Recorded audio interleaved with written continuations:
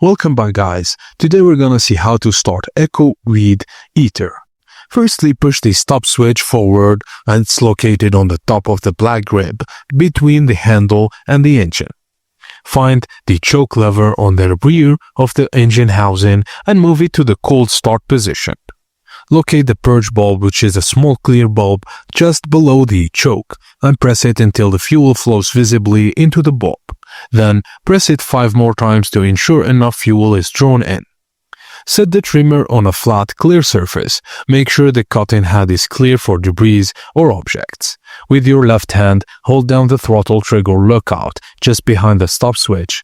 Fully depress the throttle trigger with the same hand and pull the recoil starter, which is the cord, quickly up to 5 times until you hear the engine attempt to start fire.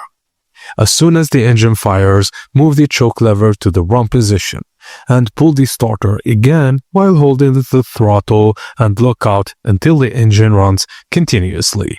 Once running, release the throttle trigger and let the engine idle for a few minutes to warm up. Now hold both handles securely and depress the throttle trigger slowly to begin the engine to full operating speed. And that's it, guys. Thank you for watching, and please don't forget to like and subscribe for more.